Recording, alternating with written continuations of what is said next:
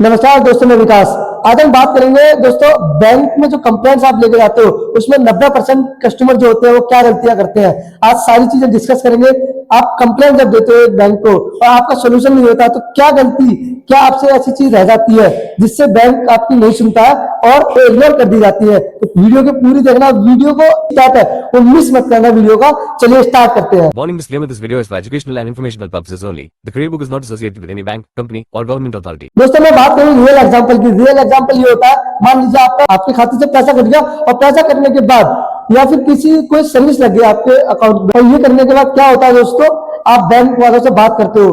बात करते समय दोस्तों बैंक ऑफिसर बोलते हैं कि बाद में आना या फिर सर्वर डाउन है, ऐसे लगातार आपको 15 दिन तक भगाते रहते हैं। ठीक है, ये एक्सक्यूजेस देता है बैंक आपको। बैंक आपको घुमाता रहता है, घुमाते घुमाते फिर जब 15 दिन आपके हो जाते हैं फिर बोल देता है आपने लिखित रूप से कंप्लेंट ही नहीं दी। पहला और सबसे इमीडिएट जो काम करना आपको वो ये करना है, लिखित रूप से कंप्लेंट देनी है। आप वर्बली बात करते हैं बैंक वालों से और वर्बली बात करते समय कोई लिखित रूप से कंप्लेंट नहीं होती, ना ही कहीं रिकॉर्ड होती है। सबसे पहली गलती, लिखित रूप से कंप्लेंट दीजिए, उसकी कॉपी जरूर रखिए या फिर उसका फोटो खींच लीजिए अगर कॉपी नहीं है आपके पास तो। याद रखना दोस्तों, रिटर्न कंप्लेंट का लीगल जो वैल्यू होती है वो क्या होती है आपके लिए, वो ये होती है जब आप लिखित में कंप्लेंट देते हो तो उसमें क्या होता है, आपकी डेट मेंशन होती है, अकाउंट नंबर, एक्नॉलेजमेंट नंबर और भी बहुत चीजें आप मेंशन करते हो लिखित रूप से जब कंप्लेंट देते हो। उसका जो रिकॉर्ड होता है वो बैंक के पास दर्ज होता है। ठीक है, कभी अगर बैंक आपकी जो कंप्लेंट आपने दी उस पर सुनवाई नहीं होती है तो हायर अथॉरिटी को जब आप कंप्लेंट दोगे तो उसी के बेस पे दोगे। याद रखना,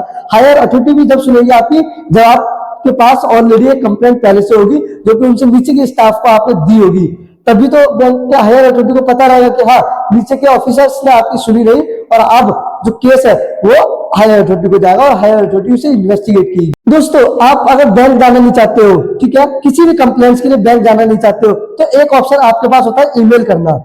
आप एक मेल के थ्रू भी कंप्लेंट अपनी दे सकते हो। और याद रखना दोस्तों, जितनी भी कंप्लेंट्स आप देते हो, अगर आपको कंप्लेंट्स लिखनी नहीं आती है, आप किसी से लिखवाते हो तो मेरे को कमेंट करो, मैं आपको कंप्लेंट भी बताऊंगा कैसे करते हैं, उसका फॉर्मेट भी दूंगा, कौन सी बैंक है आपकी वो बताइए मुझे, उसके हिसाब से भी फॉर्मेट में दूंगा आपको। ठीक है, और अगर आपके पास अगर आप मेल कर रहे हो किसी को भी, किसी भी हायर अथॉरिटी को या बैंक को मेल कर रहे हो, आप अपनी मुझे बैंक का नाम बताइए, मैं मेल आईडी भी दूंगा आपको जहां पे आप कंप्लेंट कर सकते हो, कौन सी बैंक है, किसको कैसे मेल करनी है, ये सब तरीके बताऊंगा। कमेंट जरूर करना मुझे, याद रखना। अब बढ़ते हैं अपनी वीडियो में। आप मेल के थ्रू भी अपनी कंप्लेंट दे सकते हो किसी भी बैंक को और उसका भी जो रिप्लाई है वो आ जाता है आपकी मेल पे ही। ये भी आपका दोस्तों एक बहुत अच्छा प्रूफ हो जाता है। ईमेल जो होती है वो दोस्तों डिलीट नहीं होती, आप अपनी तरफ से डिलीट कर दोगे बट सामने वाले पर्सन के पास होती है, सामने वाला पर्सन डिलीट कर देगा बट आपके पास होती है। वो जो भी लीगल प्रोसेस होता है उसमें आपकी ईमेल वाली कंप्लेंट भी काम आती है और दोस्तों जो लिखित रूप से कंप्लेंट दी है वो भी काम आती है। ऐसा तो दोनों तरीके से आप कंप्लेंट कर सकते हो। अब दोस्तों आपने हायर अथॉरिटी को कंप्लेंट कर दी, हायर अथॉरिटी को कंप्लेंट करने के बाद अब आपकी सुनवाई वहां पे भी नहीं हुई। अब क्या करना है, लगभग आपको 30 दिन बीत गए। 30 दिन बाद 31वें दिन चाहे उसके बाद या 30वें दिन आपको कंप्लेंट करनी है reserve bank of India RBI को। आरबीआई को कंप्लेंट करने का तरीका मैं बता चुका हूँ, मेरी वीडियो डली हुई है मेरे चैनल पे, आप मेरे चैनल पे जाइए और वीडियो देखिए आरबीआई में कैसे कंप्लेंट कर सकते हैं और नीचे डिस्क्रिप्शन में भी मैं लिंक दे रहा हूँ, वहां से भी आप मेरी वीडियो देख सकते हैं। आरबीआई में कंप्लेंट करने के बाद दोस्तों 100% बैंक को रिप्लाई देना होता है आरबीआई को। क्यों?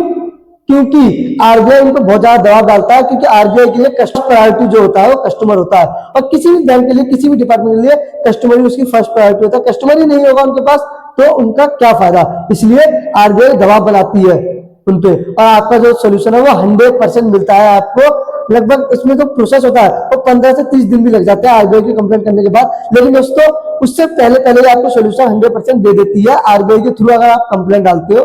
बट याद रखना दोस्तों, ये पूरा प्रोसेस होता है, पहले बैंक को दो, बैंक के हायर अथॉरिटी को दो, उसके बाद दोस्तों आपको आरबीआई में कंप्लेंट दर्ज करनी होती है। ये बात याद रखना।